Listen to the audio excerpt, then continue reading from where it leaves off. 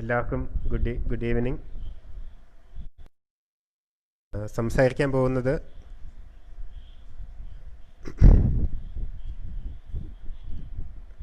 ശാസ്ത്രവും കപടശാസ്ത്രവും എന്ന് പറഞ്ഞ വിഷയത്തെക്കുറിച്ച് ചർച്ചയാണ് ഉദ്ദേശിക്കുന്നത്.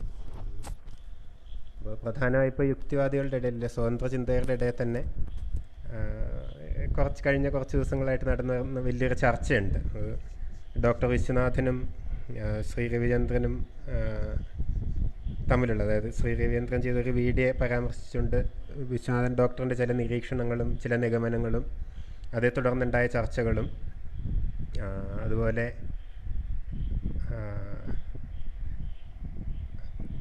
അതിന് വിശ്വനാഥൻ ഡോക്ടറുടെ മറുപടി പറഞ്ഞ് എനിക്ക് വന്ന് പ്രവീൺ രവി ചെയ്ത ഒരു വീഡിയോ എന്നിങ്ങനെ ചർച്ചകൾ ചൂട് പിടിച്ച് നടക്കുന്നുണ്ട്.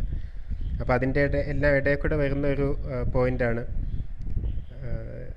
ശാസ്ത്രവും കപടശാസ്ത്രമാണ്. കപടശാസ്ത്രം എന്നുള്ള വാക്ക് പലപ്പോഴും ഉപയോഗിക്കപ്പെട്ടിട്ടുണ്ടായിരുന്നു. ശാസ്ത്രവും കപടശാസ്ത്രവും തമ്മിലുള്ള വ്യത്യാസമല്ല എന്താണ്, അപ്പോൾ അതിനെക്കുറിച്ചൊരു ചർച്ചയാണ് നമ്മൾ ഉദ്ദേശിക്കുന്നത്. ശാസ്ത്രം എന്താണെന്ന് ഏകദേശം എല്ലാവർക്കും ഒരു ധാരണ ഉണ്ടാവും. ശാസ്ത്രീയ രീതിയെക്കുറിച്ചും സയൻറ്റിഫിക് ടെമ്പറിനെ കുറിച്ചും എല്ലാം നമ്മൾ വളരെയധികം ചർച്ച ചെയ്യാറുള്ളതാണ്.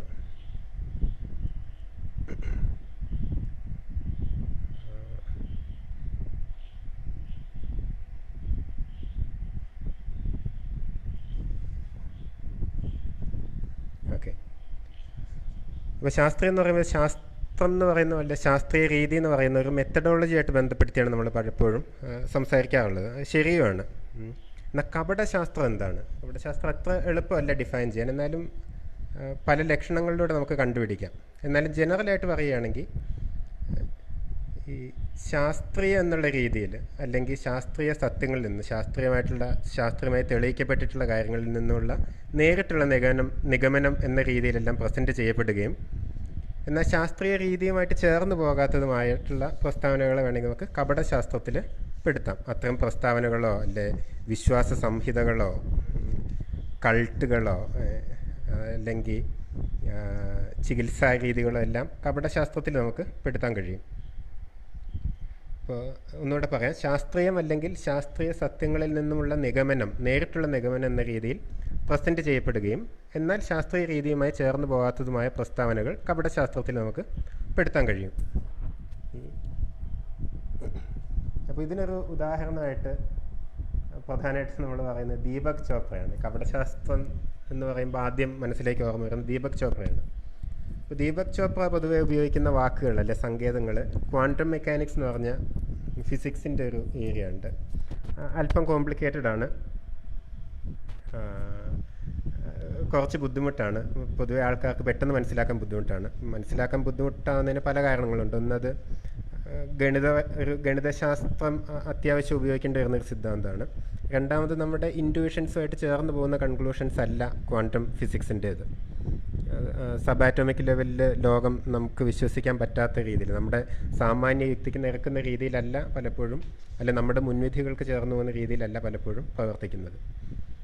അപ്പോൾ ഈ ക്വാണ്ടം ഫിസിക്സിൻ്റെ ഈ ഒരു ദുർഗ്രഹത, പെട്ടെന്ന് മനസ്സിലാക്കാൻ പറ്റാത്ത ഈ അവസ്ഥ കാരണം അത് വളരെയധികം ഇൻ്റർപ്രറ്റേഷൻസിനും പ്രത്യേകിച്ചും കപടശാസ്ത്രത്തിനും എല്ലാം വളമായിട്ടുണ്ട്.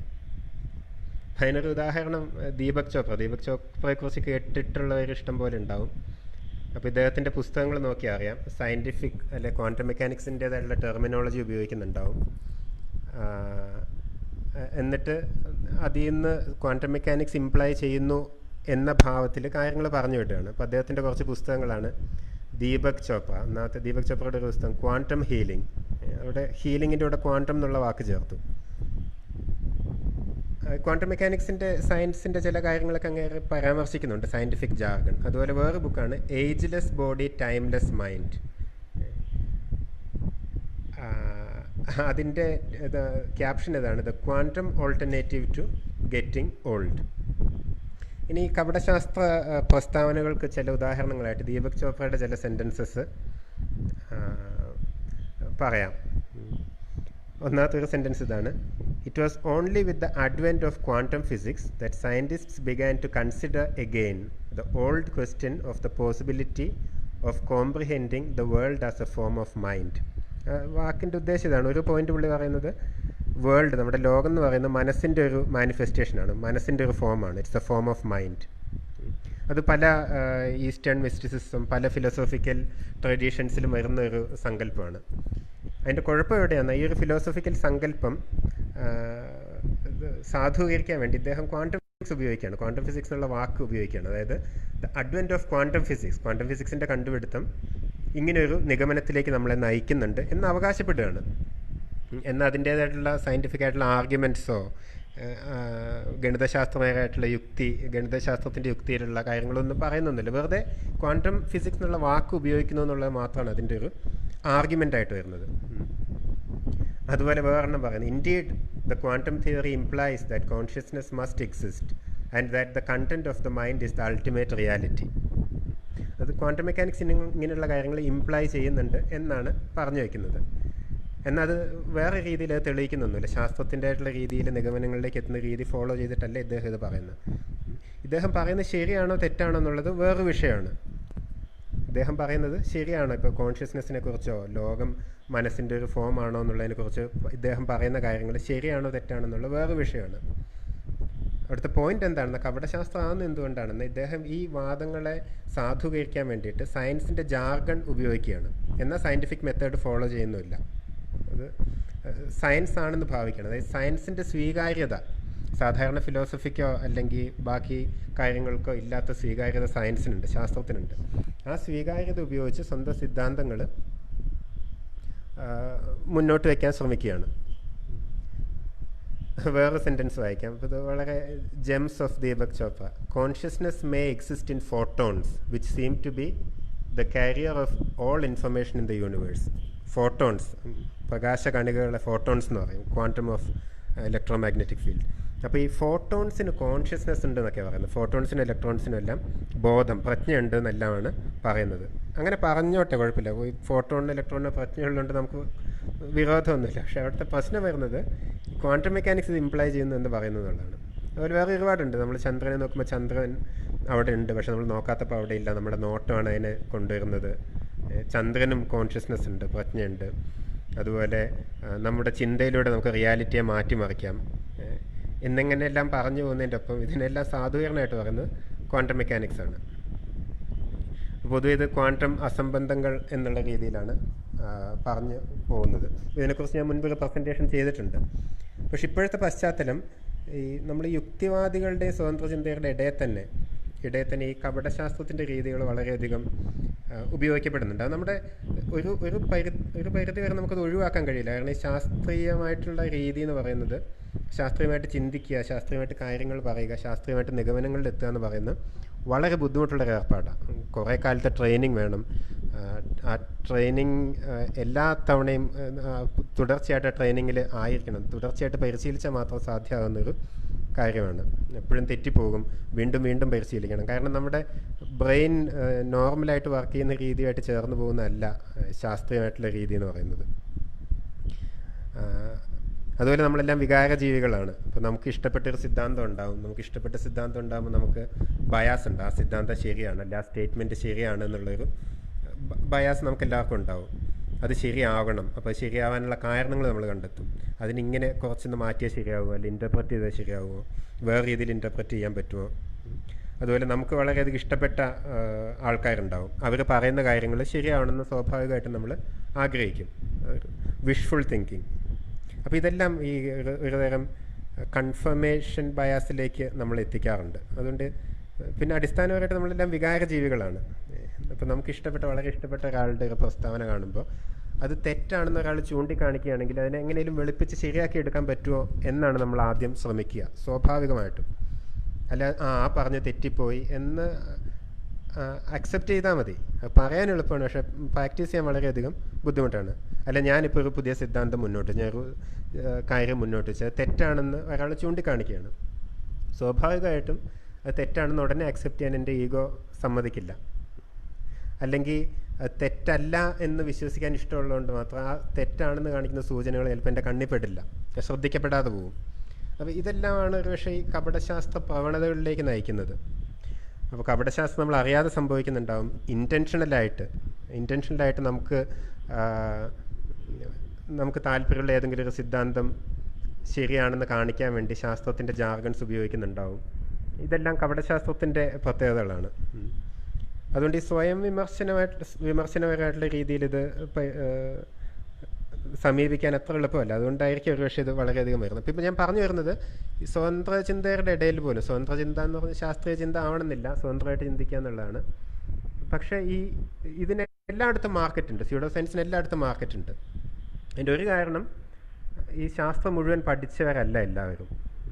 ഇപ്പോൾ ദീപക് ചോപ്ര തന്നെ പറയുന്ന കാര്യങ്ങൾ തെറ്റാണെന്ന് എനിക്ക് മനസ്സിലാവാൻ MSc ക്വാണ്ടം മെക്കാനിക്സ് എല്ലാം പഠിക്കേണ്ടി വന്നു.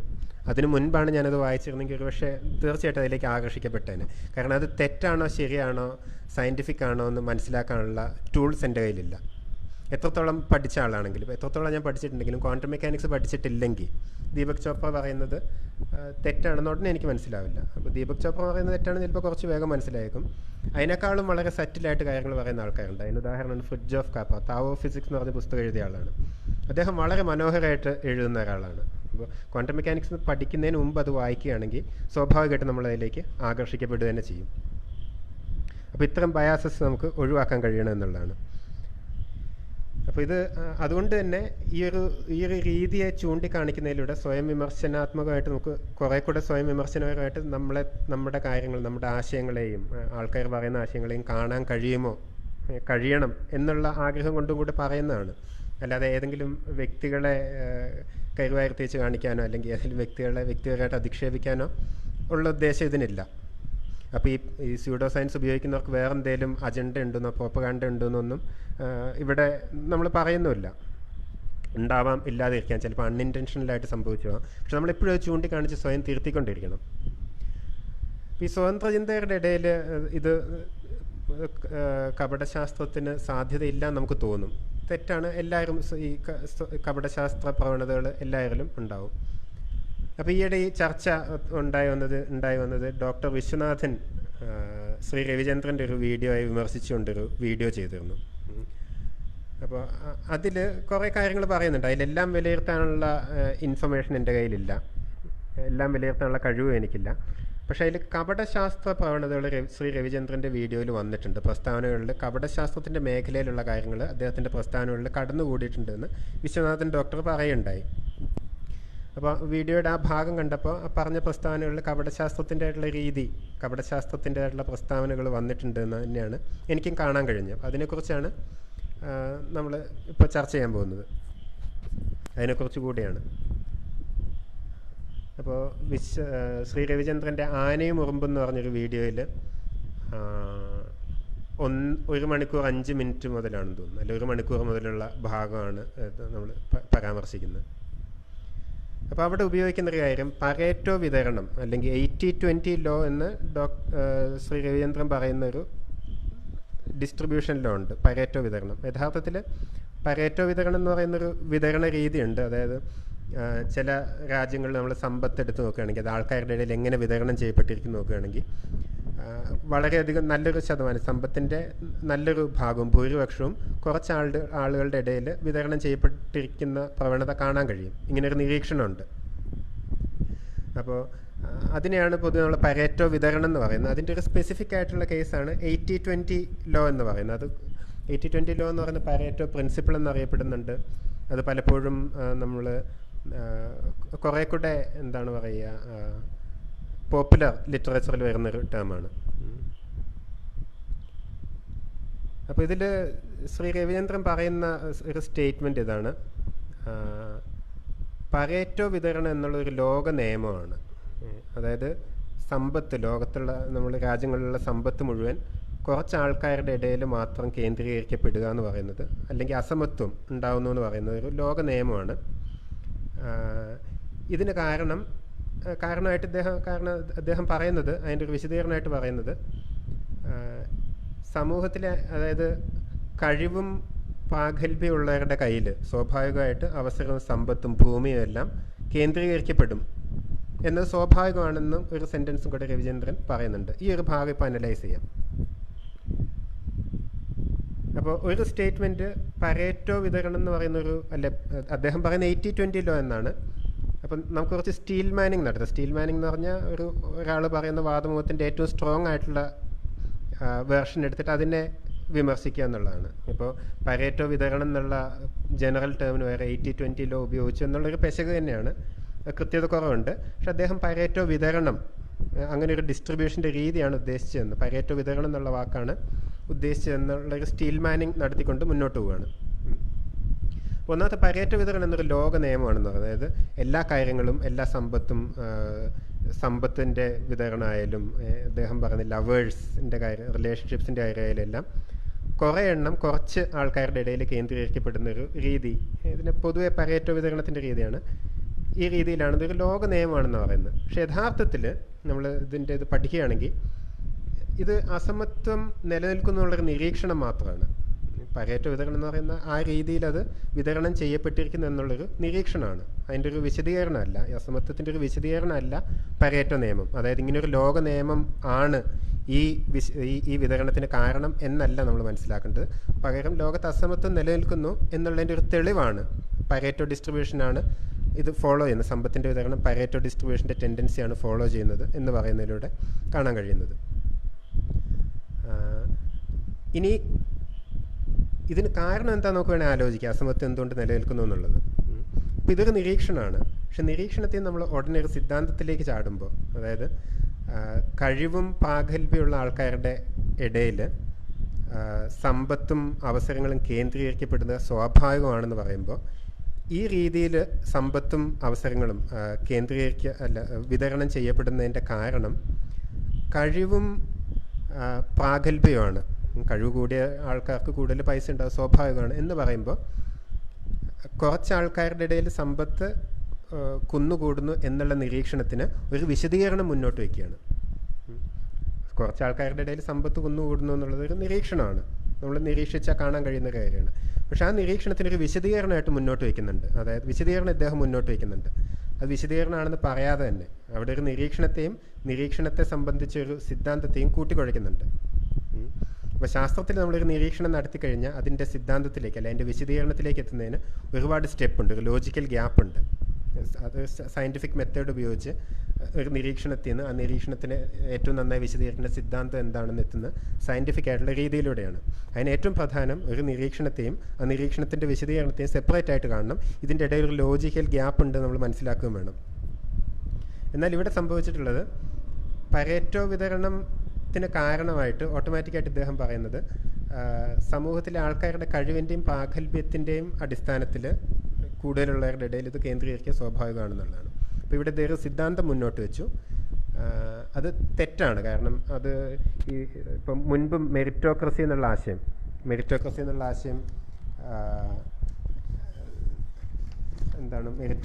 എന്നുള്ള ആശയം സപ്പോർട്ട് ചെയ്യാൻ വേണ്ടി മുൻപ് ഈ പരേറ്റോ വിതരണം ഉപയോഗിക്കാറുണ്ട് ആൾക്കാർ. അങ്ങനെ ഒരു ടെൻഡൻസി ഉണ്ട്. പക്ഷേ അത് കപടശാസ്ത്രമാണ്. അപ്പോൾ മെറിറ്റോക്രസി എന്ന് പറഞ്ഞാൽ ഇത്രയേ ഉള്ളൂ, കഴിവും പ്രാഗൽഭ്യമുള്ളവരുടെ ഇടയിൽ പൊളിറ്റിക്കൽ പവർ ആയാലും സമ്പത്തായാലും എല്ലാം കുന്നുകൂടും എന്നുള്ള അതിനെ സഹായിക്കുന്ന രീതിയിലുള്ള ഒരു പൊളിറ്റിക്കൽ സിസ്റ്റത്തിനാണ് മെറിറ്റോക്രസി എന്ന് പറയുന്നത്. ഈ മെറിറ്റോക്രസി സപ്പോർട്ട് ചെയ്യുന്ന ആൾക്കാർ പലപ്പോഴും പരേറ്റോ വിതരണം ഒരു സ്യൂഡോ സയൻസ് ആർഗ്യുമെൻ്റായിട്ട് ഉപയോഗിച്ചിട്ടുണ്ട്. നിർഭാഗ്യവശാൽ ശ്രീ രവിചന്ദ്രനും ഇവിടെ അങ്ങനെ ഒരു തെറ്റ് പറ്റിയിട്ടുണ്ട്. അപ്പോൾ അസമത്വം നിലനിൽക്കുന്നു എന്നുള്ള നിരീക്ഷണത്തിൽ നിന്ന് എന്തുകൊണ്ട് നിലനിൽക്കുന്നു, എന്താണ് അങ്ങനെ സംഭവിക്കുന്നത് എന്നുള്ള ഒരു തിയറിയിലേക്ക് എത്താൻ ഒരുപാട് രീതിയുണ്ട്, ഒരുപാട് ലോജിക്കൽ ഗ്യാപ്പുണ്ട് സയൻറ്റിഫിക്കായിട്ട്. അപ്പോൾ സയൻറ്റിഫിക്കായിട്ടല്ല അദ്ദേഹം അത് ചെയ്തിട്ടുള്ളത്. അപ്പോൾ അതുകൊണ്ടത് തികച്ചും കപടശാസ്ത്ര പ്രവണതയാണ്. ഇനി ഇദ്ദേഹം അബദ്ധത്തിൽ ഇങ്ങനെ ഒരു സെൻറ്റൻസ് പറഞ്ഞു പോയതാണോ, പെട്ടെന്ന് നമുക്ക് എല്ലാം പറ്റാവുന്ന ഒരു അബദ്ധമാണ്, അബദ്ധത്തിൽ ഇങ്ങനെ ഒരു സെൻറ്റൻസ് പറഞ്ഞു പോകാവുന്നതാണോ എന്ന് ആലോചിക്കുകയാണെങ്കിൽ പിന്നീട് വരുന്ന കാര്യങ്ങൾ, ആ വീഡിയോയിൽ പിന്നീട് വരുന്ന കാര്യങ്ങൾ അങ്ങനെയല്ല നമ്മൾക്ക് ചൂണ്ടിക്കാണിക്കുന്നത്. അപ്പോൾ കാരണം ഇത് വിശദീകരിക്കാൻ വേണ്ടി ഇത് അല്പം എക്സ്റ്റെൻസീവായിട്ട് തന്നെ ശ്രീ രവിചന്ദ്രൻ വിശദീകരിക്കുന്നുണ്ട്. അപ്പോൾ ഉദാഹരണത്തിന് രക്തത്തിൻ്റെ സ്വഭാവം, രക്തം നമ്മളൊരു ടെസ്റ്റ് ട്യൂബിൽ എടുത്തിട്ട് സെൻട്രിഫ്യൂജിലിട്ട് കറക്കുകയാണെങ്കിൽ പ്ലാസ്മ കുറച്ച് ഭാഗം മുകളിലും ബാക്കി ഏതോ ഭാഗം താഴെയും വരും. അത് രക്തത്തിൻ്റെ ഒരു നേച്ചറാണിത്, രക്തത്തിൻ്റെ നേച്ചർ കാരണമാണ് അങ്ങനെ സംഭവിക്കുന്നത്. അപ്പോൾ അതുമായിട്ട് ഇതിനെ താരതമ്യപ്പെടുത്തുന്നുണ്ട്. ആ താരതമ്യം തെറ്റാവുന്നതിൻ്റെ കാരണം ആ താരതമ്യം ശരിയാകുന്നത് എപ്പോഴാണ്? ആൾക്കാരുടെ സ്വഭാവത്തിൻ്റെയും നേച്ചറിൻ്റെയും സ്വഭാവത്തിൻ്റെ അടിസ്ഥാനത്തിലാണ്, പ്രാഗൽഭ്യത്തിൻ്റെ അടിസ്ഥാനത്തിലാണ് സമ്പത്ത് വിതരണം ചെയ്യപ്പെടുന്നതെങ്കിൽ ആ താരതമ്യം ശരിയാകുമായിരുന്നു. പക്ഷെ അങ്ങനെയാണെന്ന് തെളിയിക്കുന്നവരെ താരതമ്യം തെറ്റാണ്. അപ്പോൾ തെറ്റായിട്ടുള്ളൊരു സ്റ്റേറ്റ്മെൻറ്റിനെയാണ് പിന്നീട് പറയുന്ന ആ ഉദാഹരണങ്ങൾ സാധൂകരിക്കുന്നത്. അപ്പോൾ ഇതിനെ നോൺ സെക്വീറ്റർ എന്ന് പറയും. ഒരു കാര്യം പറയുക, എന്നിട്ട് അതുകൊണ്ട് ഇങ്ങനെയാണെന്ന് പറയുക. ഒരു നിരീക്ഷണം പറയുക, അതുകൊണ്ട് കാര്യങ്ങൾ ഇങ്ങനെയാണെന്ന് പറയുക. അതിനൊരു നോൺ സെക്വീറ്റർ എന്ന് പറയും. It doesn't follow. അപ്പോൾ സമ്പത്തിൻ്റെ വിതരണം പരേറ്റോ ഡിസ്ട്രിബ്യൂഷൻ രീതിയിലാണ് എന്ന് പറയുന്നതിൽ നിന്ന് ഒന്ന് പോകുമോ? വേണ്ട കേട്ടോ, ഇപ്പോൾ വേണ്ട പ്ലീസ്. ഓക്കെ, ശരി, സോറി. അപ്പോൾ നോൺ സെക്വീറ്റർ എന്ന് പറഞ്ഞാൽ ഇറ്റ് ഡസ് നോട്ട് ഫോളോ. അതായത് ഇവിടുത്തെ നോൺ സെക്വീറ്റർ ഇതാണ്. ഞാൻ ഒന്നുകൂടെ വിശദീകരിക്കാം. എന്താണ് സമ്പത്തിൻ്റെ വിതരണം പരേറ്റോ വിതരണം ടെൻഡൻസി കാണിക്കുന്നു എന്നുള്ളൊരു സ്റ്റേറ്റ്മെൻറ്റ്. അടുത്ത സ്റ്റേറ്റ്മെൻറ്റ് കഴിവിൻ്റെയും പ്രാഗൽഭ്യത്തിൻ്റെ അടിസ്ഥാനത്തിൽ കുറച്ച് ആൾക്കാരിലേക്ക് ഇത് കേന്ദ്രീകരിക്കപ്പെടുന്ന സ്വാഭാവികമാണ്. This is a non sequitur. ആദ്യത്തെ സ്റ്റേറ്റ്മെൻറ്റിൽ നിന്ന് രണ്ടാമത്തെ സ്റ്റേറ്റ്മെൻറ്റ് ഫോളോ ചെയ്യുന്നില്ല, അഥവാ ഫോളോ ചെയ്യുന്നുണ്ടെന്ന് ഇദ്ദേഹം തെളിയിക്കുന്നില്ല. അപ്പോൾ അതൊരു നോൺ സെക്വീറ്റർ, ഒരു ലോജിക്കൽ ഫാലസിയും കൂടെയാണ്. പൊതുവെ കപടശാസ്ത്രത്തിൽ ഉപയോഗിക്കപ്പെടുന്നൊരു ലോജിക്കൽ ഫാലസിയാണ്. അതുപോലെ ഈ സ്വഭാവത്തെക്കുറിച്ച് തന്നെ പറയുന്ന വേറൊരിതാണ് ഈ റിലേഷൻഷിപ്സ്. നമ്മൾ കോളേജ് കാലത്ത് ശ്രീ രവീന്ദ്രൻ തന്നെ പറയുന്ന ഭാഗമാണ്.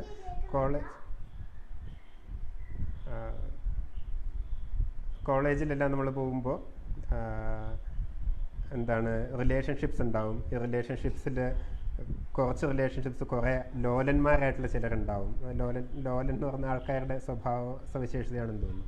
അവരിലേക്കാണ് റിലേഷൻഷിപ്സ് കേന്ദ്രീകരിക്കപ്പെടുക എന്ന് ഒരു സ്റ്റേറ്റ്മെൻറ്റ് പറയുന്നുണ്ട്. ഇവിടെ ഇദ്ദേഹം മുന്നോട്ട് വയ്ക്കുന്ന ആശയം ഈ വിതരണം, പരേറ്റോ വിതരണം എന്നുള്ളതിന് ആൾക്കാരുടെ സ്വഭാവവുമായിട്ട് എന്തോ ബന്ധമുണ്ട് എന്നുള്ളതാണ്. ഇത് വീണ്ടും ഒരു നോൺ സെക്വീറ്ററാണ്. ഞാൻ പറഞ്ഞത് തെളിയിക്കപ്പെടേണ്ടതായിട്ടുള്ള സ്റ്റേറ്റ്മെൻറ്റാണ് എന്ന് മാത്രമല്ല, മുൻപ് ആൾക്കാർ സിദ്ധാന്തം മുന്നോട്ട് വയ്ക്കപ്പെട്ടിട്ടുണ്ട്, അത് തള്ളിക്കളഞ്ഞിട്ടുമുണ്ട്.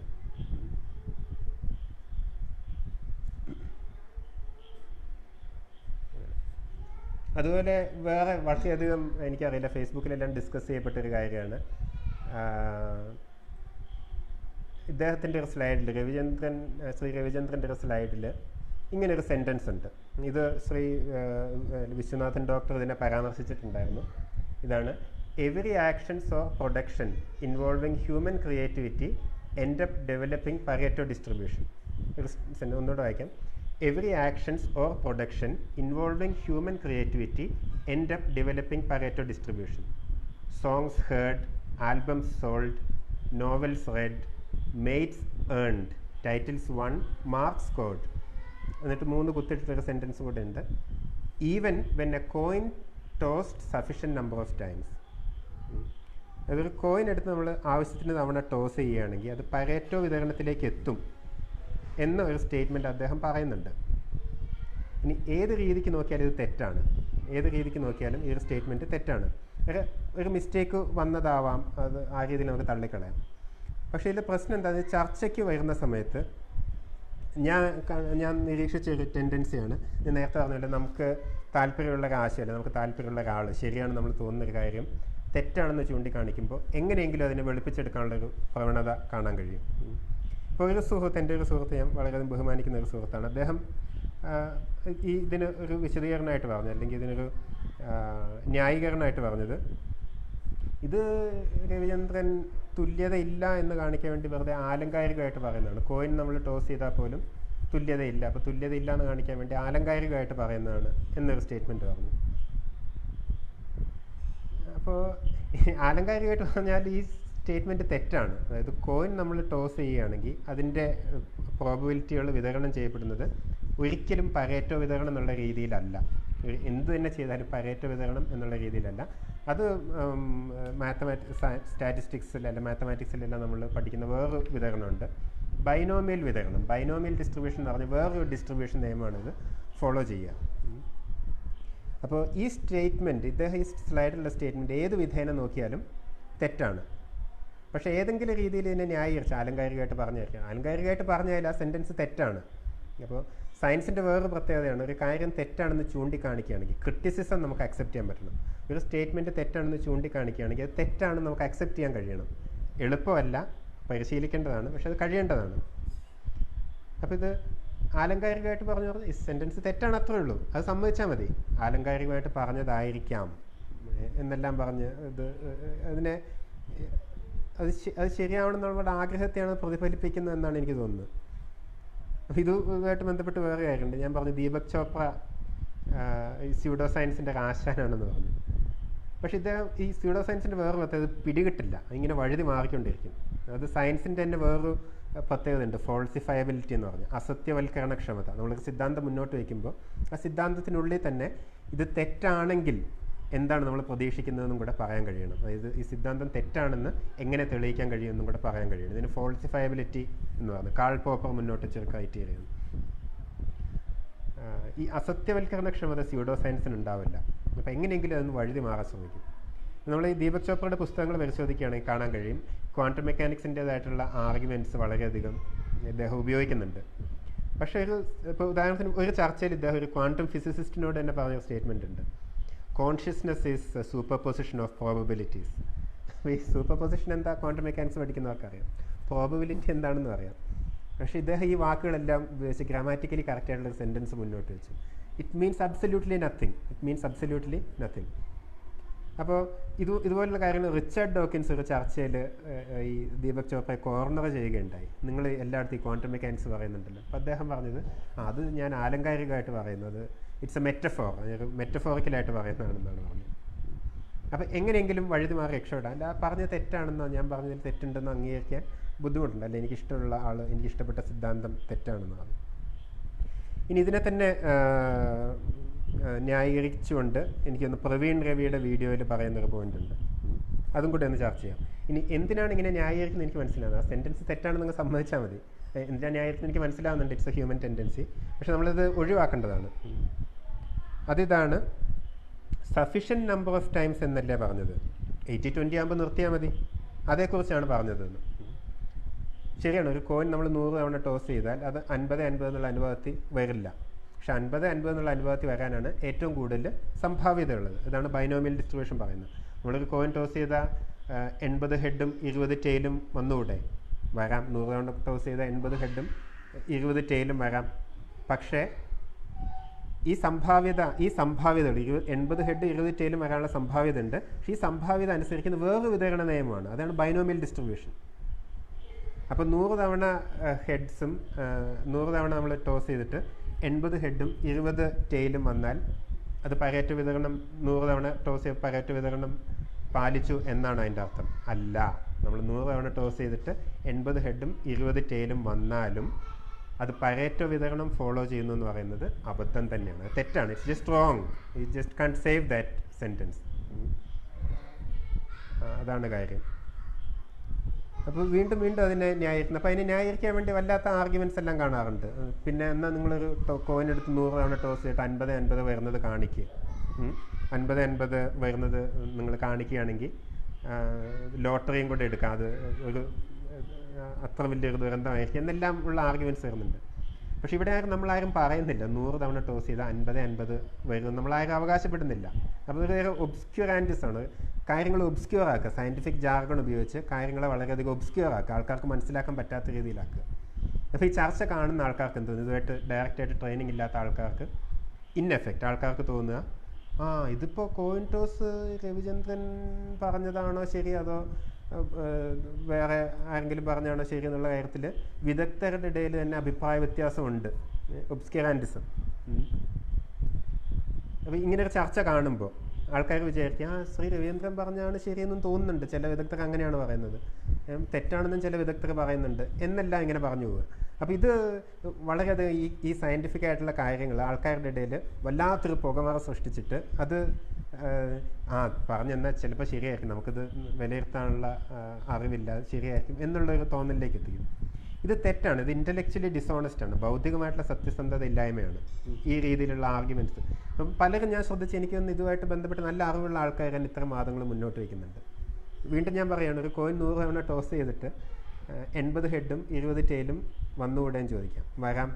പക്ഷെ എന്നാലും അത് പരേറ്റോ വിതരണമാണ് ഫോളോ ചെയ്യുന്നതെന്ന് ഉള്ളതിന് തെളിവല്ല. 80 ഹെഡ് 20 ടെയിലും വരാനുള്ള സംഭാവ്യത തരുന്നത് ബൈനോമിയൽ വിതരണം എന്ന് പറഞ്ഞ് വേറൊരു വിതരണമാണ്. അപ്പോൾ ഏത് രീതിയിൽ ഡിഫെൻഡ് ചെയ്യാൻ ശ്രമിച്ചാലും രക്ഷപ്പെടുത്തി എടുക്കാൻ പറ്റാത്തൊരു സെൻറ്റൻസ് ആ സ്ലൈഡിൽ പെട്ടുപോയി. അതാ കാര്യം. അത് സമ്മതിച്ചാൽ മതി. പക്ഷെ അത് സമ്മതിക്കാൻ ആൾക്കാർക്കുള്ള ഈ ബുദ്ധിമുട്ട് ഒരു കപടശാസ്ത്ര പ്രവണതയുടെ ഉദാഹരണമാണ്. അപ്പോൾ അതുമായിട്ടുള്ള ചർച്ചകൾ ഇഷ്ടംപോലെ നടക്കുന്നുണ്ട്.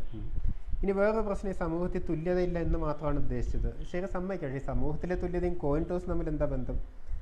അത് സമൂഹത്തിലെ തുല്യതയും സമൂഹത്തിലെ സമത്വവും തുല്യതയും 100 തവണ അല്ലെങ്കിൽ 80-20 വരുന്നവരെ മാത്രം കോയിൻ ടോസ് ചെയ്യുന്നതായിട്ട് എന്താ ബന്ധം? ഒരു ബന്ധമില്ല. ഇപ്പോൾ ഈ പ്രവീൺ രവിയുടെ ഒരു ഇതിൽ പറഞ്ഞ കാര്യം, അദ്ദേഹത്തിൻ്റെ വീഡിയോയിൽ പറഞ്ഞൊരു കാര്യം, നമ്മൾ 80-20 വരുമ്പോൾ നിർത്തിയാൽ മതി, അപ്പോൾ അത് ശരിയായില്ലേ? സഫിഷ്യൻറ്റ് ടൈംസ് എന്ന് പറഞ്ഞത്. ഇപ്പോൾ സഫിഷ്യൻ ആവശ്യത്തിന് തവണ ചെയ്തിട്ട് 80-20 എന്നുള്ള അനുവാദം വരുമ്പോൾ നിർത്തിയാൽ മതി, അപ്പോൾ ശരിയായില്ലേ എന്ന് ചോദിക്കുന്നുണ്ട്. ഒരു പക്ഷേ 10 തവണ ചെയ്താൽ 8 ഹെഡും 2 ടെയിലും കിട്ടുക, അപ്പോൾ നിർത്തിയാൽ പോകാൻ ചോദിക്കുന്നുണ്ട്. ഞാൻ പറഞ്ഞു, അങ്ങനെ കിട്ടിയാലും അത് ബൈനോമിയൽ വിതരണമാണ്. അതിൻ്റെ പ്രോബിലിറ്റി ബൈനോമിയൽ വിതരണ നിയമം അനുസരിച്ചാണ്. പരേറ്റോ ഡിസ്ട്രിബ്യൂഷനായിട്ട് അതിന് യാതൊരു ബന്ധവുമില്ല, ഒരു ബന്ധവുമില്ല. ഇനി അഥവാ നമ്മൾ 10 തവണ ടോസ് ചെയ്തിട്ട് അല്ലെ 8-2 80-20 80% 20% എന്നുള്ള അനുവാദത്തിൽ കിട്ടുന്നവരെ കോൺ ടോയ്സ് നമ്മൾ നിർത്തിയെന്ന് കരുതുക. അങ്ങനെ നിർത്തുകയാണ് അതിന് തുല്യതായിട്ട് എന്താ ബന്ധമുള്ളത്? സമൂഹത്തിലെ തുല്യതായിട്ട് അതിനെന്താ ബന്ധമുള്ളത്? ഒരു ബന്ധമില്ല. അതും പ്രത്യേകിച്ച് നമ്മൾ 80-20 ഒരു 80-20 ലോ എന്നുള്ളൊരു വാക്ക് അദ്ദേഹം ഉപയോഗിക്കുന്നുണ്ട്, പരേറ്റോ പ്രിൻസിപ്പിൾ എന്നറിയപ്പെടുന്നത്. ഈ 80-20 ലോ എന്നുള്ള രീതിയിൽ അതുമായിട്ട് ബന്ധം, ഒരു സർഫസ് ബന്ധം വരും അല്ലേ? 80% കോയിനും 80% ഹെഡ് 20% ടെയിലും കിട്ടുകയാണെങ്കിൽ സർഫസ് ലെവലിൽ അതുമായിട്ടൊരു ബന്ധം വരും. അങ്ങനെ കോയിൻ ടോസും പരേറ്റോ വിതരണം ആണ് പാലിക്കുന്നതെന്ന് ആ ഒരു സൂപ്പർഫിഷ്യലായിട്ടുള്ള സിമിലാരിറ്റിയുടെ ടേംസിൽ പറഞ്ഞു പോകുന്നതാണ്. പക്ഷെ അതിപ്പോഴും എനിക്ക് മനസ്സിലാത്ത കാര്യമാണ്. ഇപ്പം നമ്മൾ ജനങ്ങളെ നോക്കുകയാണെങ്കിൽ 100 ജനങ്ങളല്ല ഉള്ളത്. അപ്പോൾ 80-20 വരുന്ന വരെ ടോസ് ചെയ്തിട്ട് നിർത്തുന്നത് സമൂഹത്തിലെ അസമത്വം നാച്ചുറലാണ്, സ്വാഭാവികമാണെന്നുള്ളതിന് ഒരു ആർഗ്യുമെൻ്റായിട്ട് എടുക്കാനും കഴിയില്ല. ഇതാ ഞാൻ പറയുന്നത്, ഇത് സ്യൂഡോ സയൻസിൻ്റെ തികച്ചും സ്യൂഡോ സയൻസിൻ്റെ രീതി തന്നെയാണ്. ഒരു ബന്ധമില്ല, സൂപ്പർഫിഷ്യലി മാത്രം സിമിലാരിറ്റിയുള്ള കാര്യങ്ങൾ ഉപയോഗിച്ചിട്ട് അത് തന്നെ സ്വാഭാവികമാണ്, ഇവിടെ അതുണ്ട്. ഇതും വീണ്ടും എനിക്ക് ദീപക് ചോപ്രയും സാം ഹാരിസും തമ്മിലുള്ള ഒരു ചർച്ചയിൽ വരുന്ന കാര്യമാണ്. അതിൽ സാം ഹാരിസ് തമാശയായിട്ട് ദീപക് ചോപ്രയെ കളിയാക്കി പറഞ്ഞാണ്. തമാശയായിട്ട് പറഞ്ഞെങ്കിൽ അതാണ് സത്യം. അതായത് സൂപ്പർഫിഷ്യൽ സിമിലാരിറ്റിയുടെ കാര്യം പറയാം. സൂപ്പർഫിഷ്യൽ സിമിലാരിറ്റി കൊണ്ട് ഇത് തന്നെയാണ് കാണിക്കുന്നത് എന്ന് പറയാം. ഉദാഹരണമായിട്ട് പറഞ്ഞത്, ക്വാണ്ടം മെക്കാനിക്സ് മുഴുവൻ നമുക്ക് മനസ്സിലാവുന്നില്ല എന്നുള്ളതൊരു ഫാക്റ്റാണ്. ഈ കോൺഷ്യസ്നെസ് എന്താണെന്ന് നമുക്ക് ആർക്കും മനസ്സിലായിട്ടില്ല. വാട്ട്സ് കോൺഷ്യസ്നെസ്, പ്രജ്ഞ എന്താണെന്ന് നമുക്ക് മനസ്സിലായിട്ടില്ല. അത് സയൻസ് ഇപ്പോഴും മനസ്സിലാക്കാൻ ശ്രമിച്ചുകൊണ്ടിരിക്കുന്ന കാര്യമാണ്. കോൺഷ്യസ്നെസ് മനസ്സിലായിട്ടില്ല, ക്വാണ്ടം മെക്കാനിക്സ് മനസ്സിലായിട്ടില്ല, രണ്ടും നമുക്ക് മനസ്സിലായിട്ടില്ല. അത് സൂപ്പർഫിഷ്യൽ സിമിലാരിറ്റിയാണ്. അതുകൊണ്ട് ക്വാണ്ടം മെക്കാനിക്സും കോൺഷ്യസ്നെസ്സും തമ്മിൽ എന്തെങ്കിലും ഒരു ബന്ധം ഉണ്ടാകും. ഇതാണ് സൂപ്പർഫിഷ്യൽ സിമിലാരിറ്റി ഉപയോഗിച്ചിട്ട് ഒരു തരത്തിലും നമുക്ക് ബന്ധിപ്പിക്കാൻ പറ്റാത്ത കാര്യങ്ങൾ, സയൻറ്റിഫിക്കായിട്ട് ബന്ധിപ്പിക്കാൻ പറ്റാത്ത കാര്യങ്ങളെ ബന്ധിപ്പിക്കുന്നത്. ഇവിടെ അതാണ് സംഭവിച്ചിരിക്കുന്നത്. കോയിൻ ഇത് തുല്യത സമൂഹത്തിൽ സമത്വം ഇല്ല എന്നാണ് കാണിക്കുന്നത്. അത് കാണിക്കാൻ നമ്മൾ 80-20 വരുന്ന വരെ കോയിൻ ടോസ് ചെയ്തിട്ട് നിർത്തിയാൽ മതി എന്നുള്ളതാണ്. ഇനി ഇതുമായിട്ട് ബന്ധപ്പെട്ട് ചർച്ചകളിൽ വന്ന വേറെ പ്രോബബിലിറ്റി ആയിട്ട് ബന്ധപ്പെട്ട് ഒരുപാട് കൺഫ്യൂഷൻസ് ഉണ്ട്. അപ്പോൾ ഒരു കോയിൻ നമ്മൾ ടോസ് ചെയ്യുകയാണ്, അല്ലെ ഫ്ലിപ്പ് ചെയ്യുകയാണെങ്കിൽ ഹെഡ് കിട്ടാനും ടെയിൽ കിട്ടാനും ഒരേ സംഭാവ്യതയാണ്. അത് 50%. 50% സാധ്യതയാണുള്ളതെന്ന് പറയുമ്പോൾ നമ്മൾ 10 തവണ ചെയ്ത 5-5 കിട്ടുന്നല്ല അർത്ഥം. പക്ഷേ 5-5 കിട്ടാനാണ് ഏറ്റവും സാധ്യത കൂടുതലെന്നാണ്. നമ്മൾ 1000 തവണ ചെയ്യുകയാണെങ്കിൽ 500-500 കിട്ടാനാണ് ഏറ്റവും സാധ്യത കൂടുതൽ. 800-200 വന്നൂടെ? 800-200 വരാം, അതിന് സംഭാവ്യത കുറവാണ്. ഇനി 1000 ഹെഡ് വന്നൂടെ? 1000 ഹെഡും വരാം. ആവശ്യത്തിന് സമയം ചെയ്യുകയാണെങ്കിൽ നമ്മൾ ആവശ്യത്തിന് സമയം തുടരുകയാണെങ്കിൽ, വർഷങ്ങളോളം തുടരുകയാണെങ്കിൽ തുടർച്ചയായിട്ട് 1000 ഹെഡ് വരാം. അതിനൊരു നോൺ സീറോ പ്രോബബിലിറ്റി ഉണ്ട് എന്നുള്ളതാണ്. അല്ലാതെ കൃത്യം 500 വരും എന്നല്ല. ഈ പ്രോബബിലിറ്റി 50%, അല്ലെ പ്രോബബിലിറ്റി 50-50 പ്രോബബിലിറ്റി ഈക്വൽ ആണെന്ന് പറയുന്നത് ഉദ്ദേശിക്കുന്നത്. പക്ഷേ ഈ പ്രോബബിലിറ്റിയുടെ അനുസരിച്ച് ലാർജ് നമ്പേഴ്സ് വരുമ്പോൾ ഈ എണ്ണം ഒരു നിശ്ചിത ഇതിലേക്ക് കൺവേർജ് ചെയ്യുന്നതായിട്ട് കാണാം. ഇപ്പോൾ നമ്മൾ 100 തവണ ചെയ്താൽ 50-50 എന്ന് വരണമെന്നില്ല. അതായത് 50 ഹെഡും 50 ടെയിലും വരണമെന്നില്ല. 1000 തവണ ചെയ്താൽ 500 1000 വരണമെന്നില്ല. അപ്പോൾ നമ്മളിപ്പോൾ നമ്പർ ഓഫ് ഹെഡ്സ് എടുക്കുകയാണ്. എത്ര നമ്മളൊരു നിശ്ചിത എണ്ണം ടോസ് നടത്തിയിട്ട് എത്ര തവണ ഹെഡ്സ് കിട്ടി അതിനെ ടോട്ടൽ നമ്പർ ഓഫ് ട്രയൽസ് കൊണ്ട് ഡിവൈഡ് ചെയ്യുകയാണ്.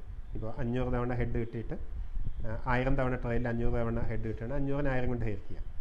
ഈ ഫ്രാക്ഷൻ ഈ ഒരു ഫ്രാക്ഷൻ 0.5 അടുത്തടുത്ത് വരും എന്ന് മാത്രമാണ് പ്രോബബിലിറ്റി തിയറിയിൽ ഉദ്ദേശിക്കുന്നത്.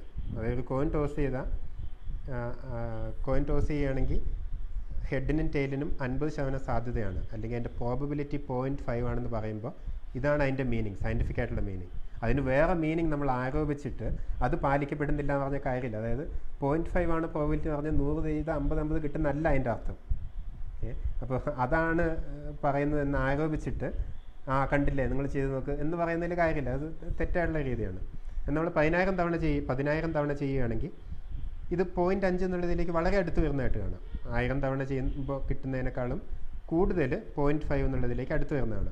അങ്ങനെ 0.5 കൺവേർജ് ചെയ്യും, അടുത്തടുത്ത് വരും എന്ന് മാത്രമാണ് പ്രോബബിലിറ്റി സിദ്ധാന്തത്തിൽ ഹെഡിനും ടെയിലിനും 50-50 പ്രോബബിലിറ്റി പറയുമ്പോൾ ഉദ്ദേശിക്കുന്നത്. അല്ല 100 തവണ ചെയ്യുമ്പോൾ 50-50 കിട്ടുന്ന ഡെഫിനറ്റ് ആയിട്ട് പറയുകയല്ല. അപ്പോൾ അതുകൊണ്ടാണ് നമ്മൾ പ്രോബബിലിറ്റി പറയുന്നത്. ഇറ്റ് ഈസ് നോട്ട് ഡെഫിനിറ്റ്, പ്രോബബിലിറ്റിയാണ്, സംഭാവ്യതയാണ്. അതുപോലെ ഈ കപടശാസ്ത്ര പ്രസ്ഥാനങ്ങൾക്ക് വേറെ ഈ സയൻസിൻ്റേതായിട്ടുള്ളൊരു സ്റ്റേറ്റ്മെൻറ്റ് എടുത്തിട്ട് സൂപ്പർഫിഷ്യലി സിമിലാരിറ്റി തോന്നുമ്പോൾ അത് ശരിയാണെന്ന് നമുക്ക് തോന്നും. വളരെ ഇതായിട്ട് ഉദാഹരണമാണ്, ഒരാളെ അടിച്ചു കഴിയുമ്പോൾ നമ്മൾ തിരിച്ചടിക്കുകയാണ്. നമ്മൾ ഒരാളെ മുഖത്തടിച്ച് കഴിയുമ്പോൾ മിക്കവാറും തിരിച്ചടിക്കും. അപ്പോൾ ഉടനെ പൊതുവെ ആൾക്കാർ പറയുന്ന കാര്യമാണ് Newton's third law, every action has N equal and opposite reaction. അതുകൊണ്ട് അടിച്ചാൽ തിരിച്ചടി കിട്ടുന്നുള്ളത് ന്യൂട്ടൺസ് തേർഡ്. വാസ്തവത്തിൽ ന്യൂട്ടൺസ് തേർഡ് ലോ എന്ന് പറയുന്നതിനായിട്ട് ഇതിന് ഒരു ബന്ധമില്ല. ഒരു സൂപ്പർഫിഷ്യൽ സിമിലാരിറ്റി ഉണ്ടെന്നുള്ള ശരി, പക്ഷെ ഒരു ബന്ധമില്ല. ഇത് ന്യൂട്ടൺസ് തേർഡ് ലോ ഇങ്ങനെയല്ല കാണുന്നത്. അപ്പോൾ വളരെ കപടശാസ്ത്രത്തിൻ്റെ വേറൊരു പ്രത്യേകതയാണ്, വളരെ ലിമിറ്റഡ് ആയിട്ടുള്ള ഡൊമൈനിൽ മാത്രം അപ്ലിക്കബിൾ ആയിട്ടുള്ള ശാസ്ത്രത്തിൻ്റെ ഫാക്ട്സ് എടുത്തിട്ട് അല്ലെ നിയമങ്ങൾ എടുത്തിട്ട് ഇല്ലാത്ത ജനറാലിറ്റി കൽപ്പിച്ചു കൊടുക്കുക. ഇപ്പോൾ 2 ബില്യാർഡ് ബോൾസ് അല്ലെ 2 ക്യാരം കോയിൻസ് തമ്മിൽ കൂട്ടിയിടിക്കുമ്പോൾ അവിടെ നമുക്ക് ന്യൂട്ടൺസ് തേർഡ് ലോ അപ്ലൈ ചെയ്യാം. പക്ഷേ അതുമായിട്ടൊരു ബന്ധമില്ലാത്ത സ്ഥലത്ത് വളരെ വ്യത്യസ്തമായിട്ടുള്ള ഡൊമൈനിൽ ഇത് അപ്ലൈ ചെയ്യുമ്പോൾ അത് സ്യൂഡോ സയൻസിന് ഉദാഹരണമാണ്. ഇത് നമ്മൾ പലപ്പോഴും അൺഇൻറ്റൻഷനലായിട്ട് ചെയ്തു പോകുന്നതാണ്. ഇങ്ങനെ പറയുന്നവർക്ക് എന്തെങ്കിലും അജണ്ട ഉണ്ടെന്നോ അവർ മനഃപൂർവ്വം തെറ്റിദ്ധരിപ്പിക്കാൻ പറയുകയാണെന്നോ ഉള്ള ഇംപ്ലിക്കേഷൻ ഇവിടെ ഇല്ല. ഇപ്പോൾ പ്രവീൺ രവിയുടെ ഒരു ടോക്കിൽ തന്നെ അവസാനം ഇദ്ദേഹം ഈ ഈക്വാലിറ്റിയെക്കുറിച്ച് പറയുന്നുണ്ട്. ഇനീക്വാലിറ്റി നാച്ചുറലാണ്, അപ്പോൾ അതിനെ നമ്മൾ ചേഞ്ച് ചെയ്യണമെങ്കിൽ, നാച്ചുറലായിട്ടുള്ള ചേഞ്ച് ചെയ്യണമെങ്കിൽ ഫോഴ്സ് ഉപയോഗിക്കണം. ഇതാണ് രവിചന്ദ്രൻ സാറ് പറഞ്ഞത്. ഇത് നമ്മൾ ന്യൂട്ടൻ്റെ നിയമം, ഫിസിക്സിൽ തന്നെ നിയമം ഉണ്ടല്ലോ, every body continuous in its state of rest or of uniform motion unless and otherwise you apply an external force. അപ്പോൾ എക്സ്റ്റേണൽ ഫോഴ്സ് ഇല്ലാതെ ഇത് മാറില്ല എന്നൊരു സ്റ്റേറ്റ്മെൻറ്റ് പറയുന്നുണ്ട്. പക്ഷേ വീണ്ടും ഞാൻ പറയുന്നത് അത് വളരെ ലിമിറ്റഡ് ആയിട്ടുള്ള ഡൊമൈനിൽ, പെർഫെക്റ്റ് ആയിട്ടുള്ളൊരു പ്രതലത്തിൽ, സ്മൂത്ത് ആയിട്ടുള്ള പ്രതലത്തിൽ ഒരു കോയിൻ ഉരുട്ടി വിടുകയാണെങ്കിൽ അല്ലെങ്കിൽ ഒരു ബോൾ ഉരുട്ടി വിടുകയാണെങ്കിൽ അതിൻ്റെ കാര്യത്തിൽ എന്ത് സംഭവിക്കും എന്നുള്ളതിനെക്കുറിച്ചുള്ളൊരു സ്റ്റേറ്റ്മെൻറ്റ് എടുത്തിട്ട് സമൂഹത്തിലെ അസമത്വം സ്വാഭാവികമാണ്, ഫോഴ്സ് ഇല്ലാതെ മാറില്ല എന്നുള്ള സ്റ്റേറ്റ്മെൻറ്റിനെ ന്യായീകരിക്കുന്നത് കപടശാസ്ത്രത്തിൻ്റെ രീതിയാണ്. ഒരുപക്ഷെ ഈ പറഞ്ഞ് ശരിയായിരിക്കാം, സമൂഹത്തിൽ അത് ശരിയാണോ അല്ലയോ എന്നുള്ളതിനെക്കുറിച്ചുള്ള അഭിപ്രായം അല്ല ഞാൻ പറയുന്നത്. സമൂഹത്തിൽ കപടശാസ്ത്രം അല്ല, സമൂഹത്തിൽ അസമത്വം ഉണ്ടാവാം, മാറ്റാൻ ചിലപ്പോൾ എക്സ്റ്റേണലായിട്ടുള്ളത് വേണ്ടി വന്നേക്കാം, എനിക്കതിനെക്കുറിച്ച് അറിയില്ല. പക്ഷേ അത് ന്യൂട്ടൻ്റെ 1ാം ചലന നിയമം പോലെയാണെന്ന് പറയുമ്പോൾ തെറ്റി. കാരണം ഇവർ പറയുന്ന രീതിക്ക് സാധൂകരണമായിട്ട് ഇതുമായിട്ടൊരു ബന്ധമില്ലാത്ത വളരെ ലിമിറ്റഡ് ഡൊമൈനിൽ മാത്രം അപ്ലിക്കബിലിറ്റി ഉള്ളൊരു സയൻറ്റിഫിക് സ്റ്റേറ്റ്മെൻറ്റ് എടുത്ത് ഉപയോഗിച്ചു എന്നുള്ളതുകൊണ്ടാണത് കപടശാസ്ത്രമാകുന്നത്. ഇനി ഇതെല്ലാം പറഞ്ഞുകൊണ്ട് ഈ പറഞ്ഞ ആർഗ്യുമെൻറ്റ്സ് എല്ലാം കപടശാസ്ത്രമായതുകൊണ്ട് ഇവരുടെ കൺക്ലൂഷൻസ് തെറ്റാണെന്ന് ചോദിച്ചാൽ നിർബന്ധമില്ല. പക്ഷെ തെറ്റാണെന്ന് ചൂണ്ടിക്കാണിക്കണമെങ്കിൽ ഇത് ആർഗ്യുമെൻറ്റ്സിനെ തെറ്റാണെന്ന് സ്ഥാപിക്കുന്നതിലൂടെ ആർഗ്യുമെൻറ്റ്സ് മുഴുവൻ ശരിയല്ല എന്ന് കാണിക്കുന്നതിലൂടെ കഴിഞ്ഞേക്കാം. അതുകൊണ്ട് ഇവരുടെ ഈ കൺക്ലൂഷൻസ് ശരിയാണോ എന്നുള്ളത് പറയാനുള്ള എക്സ്പേർട്ടീസ് എനിക്കില്ല. എനിക്കതിനെക്കുറിച്ച് അഭിപ്രായങ്ങളുണ്ട്, പക്ഷേ അത് പറയാനുള്ള എക്സ്പേർട്ടീസ് വിഷയത്തിൽ എനിക്ക് ഇല്ല, അറിവില്ല. പക്ഷേ ഈ പറഞ്ഞ കപടശാസ്ത്രമാണെന്നുള്ളത് തിരിച്ചറിയാൻ എനിക്ക് കഴിയുന്നുണ്ട്. അപ്പോൾ ഈ സ്വതന്ത്രചിന്തകരുടെ ഇടയിൽ തന്നെ ഈ കപടശാസ്ത്ര പ്രവണതകൾ വരുന്നത് കുറച്ച് പ്രശ്നമാണ്. ഇത് എല്ലായിടത്തും ഉള്ളതുപോലെ ഇവിടെ വരാൻ പാടില്ല നമ്മൾ ആഗ്രഹിക്കുന്നു, പക്ഷെ വരുന്നതാണ്. എന്നാൽ ഇത് മാറ്റണമെങ്കിൽ നമ്മൾ ഇത് സ്വയം ഇങ്ങനെ സ്ഥിരമായിട്ട് വിമർശിച്ചുകൊണ്ടിരിക്കണം. അല്ലാതെ നമ്മൾ സ്വതന്ത്ര ചിന്തകരുടെ ഇടയിൽ ഇങ്ങനെ വിമർശനം ഉണ്ടാകാൻ പാടില്ല, ഇതോടെ മതങ്ങളുടെ ആൾക്കാർ നമ്മളെ ഒന്ന് വിമർശിക്കും, അല്ലെങ്കിൽ സ്വതന്ത്ര ചിന്തകരുടെ ഇടയിൽ തന്നെ തമ്മിലടി ആയിരിക്കും, തമ്മിലടി ആൾക്കാർ കണ്ടു ചേർക്കും. ഇതൊന്നും ഒരു കാര്യമേ അല്ല. നമ്മൾ തെറ്റ് കാണുകയാണെങ്കിൽ ചൂണ്ടിക്കാണിക്കുക, ചർച്ച ചെയ്യുക, വിമർശിക്കുക. ഈ വിമർശനങ്ങൾ വ്യക്തിപരമായിട്ടുള്ള ലെവലിലേക്ക് പോവുകയും വ്യക്തിപരമായിട്ടുള്ള ആരോപണങ്ങൾ ഉന്നയിക്കുകയും ചെയ്യുന്നത് ശരിയായിട്ടുള്ള കാര്യമല്ല. അതൊരു മോശം പ്രവണതയാണ്. അഡോമിനം എന്നുള്ള ഫാലസിയുടെ ഭാഗമായിട്ട് വരുന്നത് ഒരു വ്യക്തിയെ താറടിച്ച് കാണിക്കുന്നതിലൂടെ അദ്ദേഹത്തിൻ്റെ ആർഗ്യുമെൻസിനെ ഇല്ലാതാക്കി കളയാന്ന് പറയുന്നത്, അങ്ങനെയുള്ള പ്രവണതയിലേക്ക് പോകുന്നതും നമ്മൾ തടയേണ്ടതുണ്ട്. പക്ഷെ ഇത്തരം ചർച്ചകൾ ഉയർന്നു വരേണ്ടതുണ്ട്. ഇപ്പോൾ ഒരു വ്യക്തി പറഞ്ഞ് തെറ്റാണെങ്കിൽ അത് തെറ്റാണ്, അത് അക്സെപ്റ്റ് ചെയ്യാനുള്ള വലിപ്പം, മാനസിക വലിപ്പം, അല്ലെങ്കിൽ അതിനുള്ള ട്രെയിനിങ് അത് വേണ്ടതാണ്. അതുപോലെ അദ്ദേഹത്തെ ഫോളോ ചെയ്യുന്ന ആൾക്കാർക്കും അത് വേണ്ടതാണ്. ഒരു കാര്യം തെറ്റാണെന്ന് പറഞ്ഞാൽ തെറ്റാണെന്ന് അങ്ങ് സമ്മതിക്കണം, അതിന് തയ്യാറാവണം, അതിനുള്ള ഒരു ഇത് കാണിക്കണം. അല്ല എങ്ങനെയെങ്കിലും അതിനെ വെളുപ്പിച്ചെടുത്താൽ അത് ഇതായിരിക്കില്ല ഉദ്ദേശിച്ചത്, മറ്റേതായിരിക്കും ഉദ്ദേശിച്ചത് എന്നെല്ലാം പറഞ്ഞു പോകുന്നത് നമ്മൾ മറികടക്കാൻ ശ്രമിക്കേണ്ട ഒരു പ്രവണതയാണ്. അപ്പോൾ ഇത്രയും പറഞ്ഞുകൊണ്ട് നിർത്തുകയാണ്. ഇത്തരം വിമർശനങ്ങളും ചർച്ചകളും ഉയർന്നു വരുന്നത് പൊതുവെ നല്ലതാണ്. മൊത്തത്തിൽ സ്വതന്ത്ര ചിന്താ മേഖലയിൽ നിലവാരം ഉയർത്താൻ വേണ്ടി സഹായിക്കും എന്ന് കരുതുന്നു. അതുകൊണ്ട് ഇത്തരം ചർച്ചകൾ തുടരട്ടെ എന്ന് പറഞ്ഞുകൊണ്ട് ഞാൻ നിർത്തുകയാണ്. Thanks.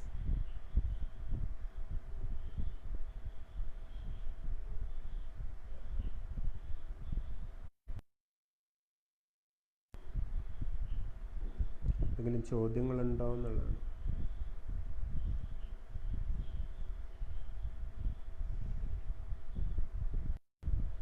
Eigen, what is your point? Eigen എന്ന് പറഞ്ഞ എൻ്റെ പോയിന്റ് ആണ് ഞാൻ പറഞ്ഞു വന്നത്. ശാസ്ത്രമുണ്ട്, കപടശാസ്ത്രമുണ്ട്. കപടശാസ്ത്രത്തിൻ്റെ പ്രവണതയും നമ്മൾ ഒഴിവാക്കാൻ ശ്രമിക്കേണ്ടതാണ്. ഇപ്പോൾ പ്രധാന പോയിന്റ്, സ്വതന്ത്ര ചിന്ത വേദികളിൽ തന്നെ കപടശാസ്ത്രം വളരെയധികം എളുപ്പത്തിൽ കടന്നു വരുന്നുണ്ട്. നമ്മളതിനെതിരെ ജാഗരൂകരായിരിക്കണം എന്നുള്ളതാണ് ഒരു പോയിന്റ്. അത് ലിറ്ററൽ ഫോമിൽ എടുക്കരുത്. അപ്പോൾ ഒരു സെൻറ്റൻസ് എഴുതിയിട്ട് അത് ശരിയാണെങ്കിൽ അത് ഒരു സ്റ്റേറ്റ്മെൻറ്റാണ്. അത് ലിറ്ററൽ ഫോമിൽ എടുക്കരുത്. ഒരു സ്റ്റേറ്റ്മെൻറ്റ് എഴുതിയിട്ട് അത് ശരിയാണെങ്കിൽ അന്ന് ലിറ്ററലായിട്ട് എടുക്കാം, തെറ്റാണെങ്കിൽ അത് ലിറ്ററലായിട്ട് എടുക്കരുത് എന്ന് പറയുന്നത് കാര്യമില്ല.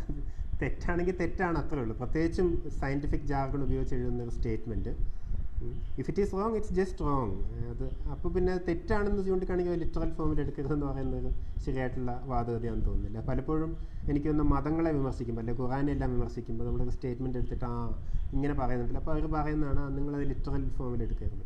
ബൈബിളിനെ വിമർശിക്കുമ്പോൾ ദൈവം ആദോ ഹവ്വയായിട്ടാണല്ലോ സൃഷ്ടിച്ചത്, ജീവൻ സൃഷ്ടിച്ചതെന്ന് പറയും, അത് നിങ്ങൾ ലിറ്ററൽ ഫോമിൽ എടുക്കരുത് എന്ന് പറയും. അത് ശരിയല്ല. നമ്മൾ ഇപ്പോൾ പ്രത്യേകിച്ച് സയൻറ്റിഫിക് ജാർഗൺ ഉപയോഗിച്ച് എഴുതുന്ന ഒരു സ്റ്റേറ്റ്മെൻറ്റ് അത് തെറ്റാണ്. There are no two ways about it. Coin toss ആവശ്യത്തിന് ആ സമയം ചെയ്ത പരേറ്റോ വിതരണം പാലിക്കുന്നു പറയുന്നത് തെറ്റാണെങ്കിൽ അത് തെറ്റാണ്, ഇറ്റ്സ് റോങ്. അപ്പോൾ അത് ലിറ്ററൽ ആയിട്ട് എടുക്കരുതെന്ന് പറയുന്നത് ശരിയല്ല. അതുപോലെ ശാസ്ത്രത്തിലെ തിയറികളെ സാമൂഹ്യശാസ്ത്രത്തിൽ ആരോപിക്കുന്നത് ശരിയാണോ? അപ്പോൾ അതിൻ്റെ ഒരു ഭാഗം ഞാൻ പറഞ്ഞു. ജസ്റ്റിൻ സ്റ്റീഫൻ ചോദിക്കുകയാണ്, ശാസ്ത്രത്തിലെ തിയറികളെ സാമൂഹ്യശാസ്ത്രത്തിൽ ആരോപിക്കുന്നത് ശരിയാണോ? വാസ്തവത്തിൽ ശാസ്ത്രത്തിൻ്റെ മെത്തേഡ്സ് ആണ് ഫോളോ ചെയ്യുന്നത്.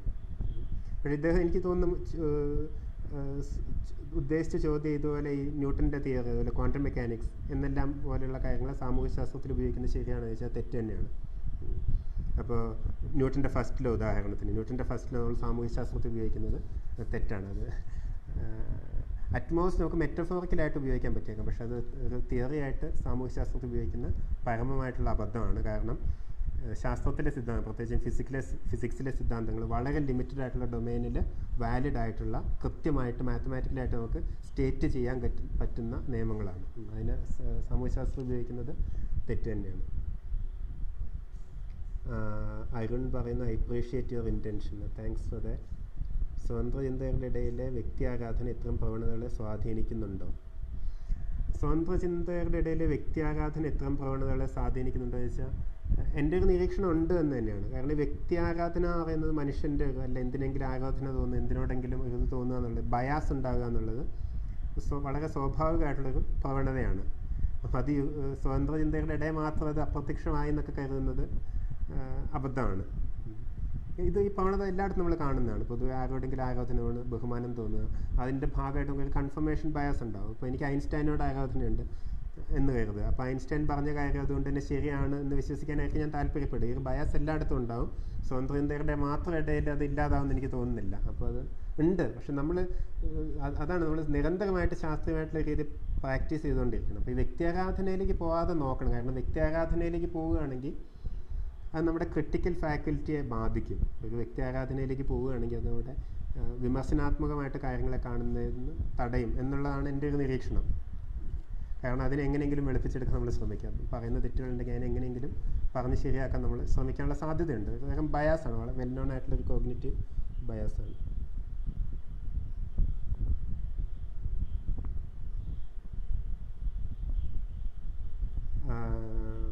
അയൺ പറയുന്നു equal and opposite reaction usually symbolic ആയിട്ട് സർക്കാസമായിട്ട് യൂസ് ചെയ്യാറുണ്ട്. ശരിയായിരിക്കാം, യൂസ് ചെയ്യുന്നുണ്ടാവാം. അങ്ങനെ മെറ്റഫോറിക്കലായിട്ട് ഉപയോഗിക്കുന്ന തമാശയായിട്ട് പറഞ്ഞതിൽ കുഴപ്പമൊന്നുമില്ല. പക്ഷേ ഇങ്ങനെയുള്ള അത് ഞാൻ ഒരു തമാശയ്ക്കൊരു ഉദാഹരണം പറഞ്ഞു, ഏറ്റവും എപ്പോഴും നമ്മൾ ചെയ്യുന്ന കാര്യം.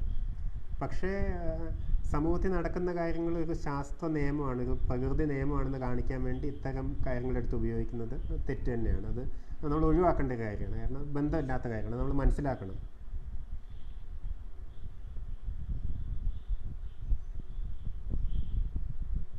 വേറെ ചോദ്യങ്ങളൊന്നും ഇല്ലാന്ന് തോന്നുന്നു. ആർക്കെങ്കിലും എന്തെങ്കിലും ചോദിക്കാനുണ്ടെങ്കിൽ.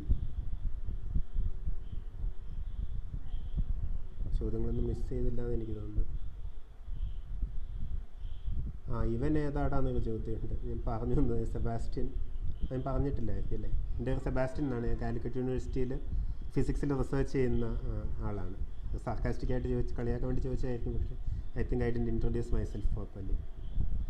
അപ്പോൾ ഫിസിക്സിൽ PhD ചെയ്തുകൊണ്ടിരിക്കുകയാണ് കാലിക്കറ്റ് യൂണിവേഴ്സിറ്റിയിൽ. പേര് സെബാസ്റ്റ്യൻ. യുക്തിവാദികൾ ശാസ്ത്രബോധത്തിൽ നിന്ന് ശാസ്ത്രവിശ്വാസത്തിലേക്ക് മാറുന്നുണ്ടോ? കുറച്ചൊരു കോംപ്ലിക്കേറ്റഡ് ചോദ്യമാണ്. എനിക്കതിനെക്കുറിച്ച് കൃത്യമായിട്ട് അറിയില്ല. പക്ഷേ ഇങ്ങനെയൊരു ടെൻഡൻസി ഉണ്ടാവും എന്തായാലും. കാരണം ശാസ്ത്രബോധത്തിൽ നിന്ന് ശാസ്ത്രവിശ്വാസത്തിലേക്ക് മാറാനുള്ള സാധ്യതയുണ്ട്. അതായത് എനിക്ക് തോന്നുന്നു ഇദ്ദേഹം ഉദ്ദേശിച്ച കാര്യം, രഞ്ജിത്ത് ചോദിച്ച ചോദ്യമാണ്. ഇദ്ദേഹം ഉദ്ദേശിച്ച കാര്യം ശാസ്ത്രത്തിൻ്റേതായിട്ടുള്ള രീതിയിലല്ലാതെ നമ്മൾ ശാസ്ത്രീയമായിട്ടുള്ള കാര്യങ്ങൾ സ്വീകരിക്കാനുള്ള ടെൻഡൻസി ഉണ്ടോ എന്നുള്ളതാണ്. ഉണ്ടെന്ന് തന്നെ എനിക്ക് തോന്നുന്നു. അന്ധമായിട്ടുള്ള വിശ്വാസം വരാനുള്ള സാധ്യതയുണ്ട്. പക്ഷെ അത് തന്നെയാണ് ഈ കപടശാസ്ത്ര പ്രവണതകൾ പെരുകുന്നതിന് കാരണം, പെട്ടെന്ന് വിറ്റഴിക്കപ്പെടുന്നതിന് കാരണം. അതാണ് ശാസ്ത്രത്തിൻ്റെ ഈ സ്വീകാര്യതയാണ്. ശാസ്ത്രവിശ്വാസത്തിലേക്ക് മാറുന്നുണ്ടോ? കുറച്ച് കോംപ്ലിക്കേറ്റഡ് ആണ്. ഒന്നാമത് ഒരു വിശ്വാസം എന്നുള്ള വാക്ക് ഏത് രീതിയിൽ നമ്മൾ ഉപയോഗിക്കുന്നു എന്നൊരു പ്രശ്നമുണ്ട്. ഇപ്പോൾ ആവശ്യത്തിന് തെളിവുണ്ട ഒരു കാര്യം നമുക്ക് വിശ്വസിക്കാം എന്നായിരുന്നു. നമ്മൾ വിശ്വാസങ്ങളെ മാറ്റാൻ തയ്യാറായിരുന്നാൽ മതി. ഇപ്പോൾ ഞാൻ തന്നെ എനിക്കൊന്ന് ശാസ്ത്രീയ വിശ്വാസങ്ങൾ എന്ന ഒരു പ്രസൻറ്റേഷൻ ചെയ്തിട്ടുണ്ട്. ഇപ്പോൾ ജനറൽ തിയറി ഓഫ് റിലേറ്റിവിറ്റി ശാസ്ത്രീയ വിശ്വാസമാണ്, അത് ശരിയാണെന്നുള്ളത്. അതിൻ്റെ കാരണം അതിന് ആവശ്യത്തിന് നമുക്ക് തെളിവ് കിട്ടുന്നതാണ്. പക്ഷേ ഒരു തെളിവുകളും ഇല്ലാതെ ശാസ്ത്രീയം എന്ന് പറയുന്ന കാര്യങ്ങൾ വിശ്വസിക്കുന്ന രീതിയിലേക്ക് പോവുകയാണെങ്കിൽ നമ്മളത് ഒഴിവാക്കാൻ ശ്രമിക്കേണ്ടത് തന്നെയാണ്.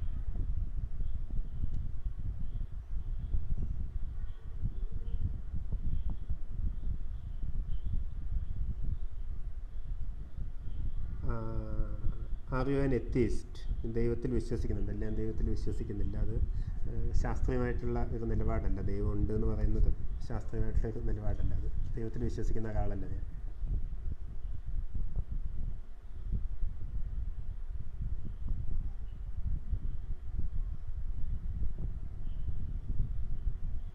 മാർക്സിസത്തിനെ സയൻസുമായി ബന്ധിപ്പിക്കുന്നത് ശരിയാണോ? അതും എനിക്ക് അറിയാത്തൊരു കാര്യമാണ്.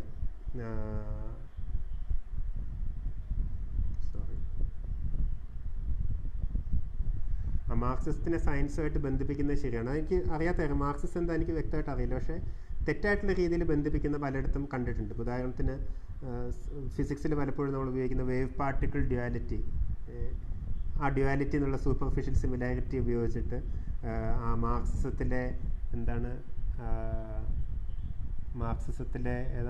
ഡയലക്റ്റിക്കൽ മെറ്റീരിയലിസം, വൈരുദ്ധ്യാത്മക ഭൗതികവാദം എന്ന് പറയുന്നത് സൂപ്പർഫിഷ്യൽ രണ്ടിലും രണ്ട് എന്നുള്ളത് വരുന്നുണ്ട്, ഡ്യുവാലിറ്റി എന്ന രീതിയിലെല്ലാം എഴുതി കണ്ടിട്ടുണ്ട്. അതൊക്കെ അബദ്ധമാണ്, പരമായിട്ടുള്ള അബദ്ധമാണ്. അത് ഞാൻ നേരത്തെ പറഞ്ഞ ടെൻഡൻസി തന്നെയാണ്. അല്ലാതെ മാർക്സിസത്തിനെ സയൻസുമായി ബന്ധിപ്പിക്കുന്നത് ശരിയാണോ?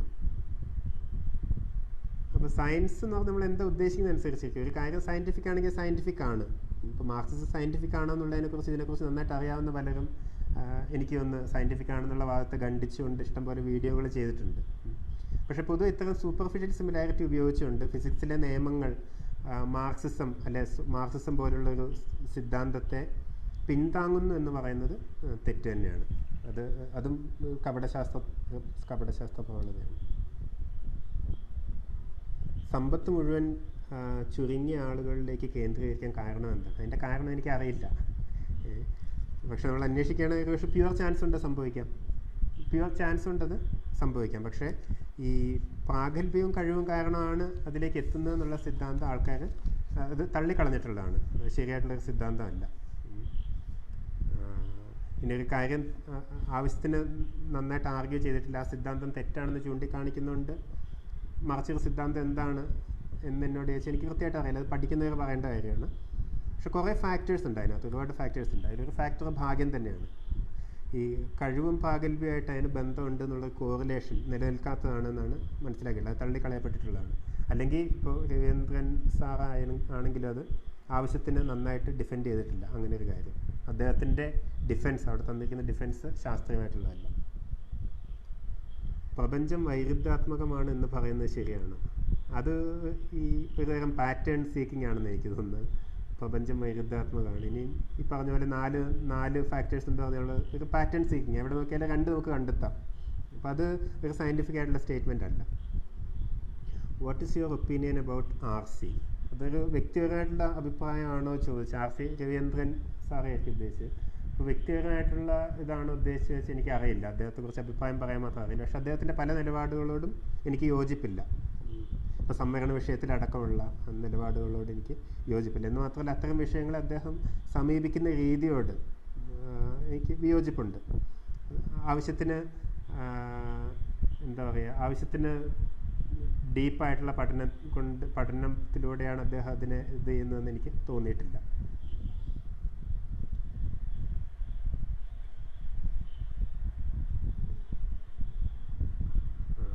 Anything else?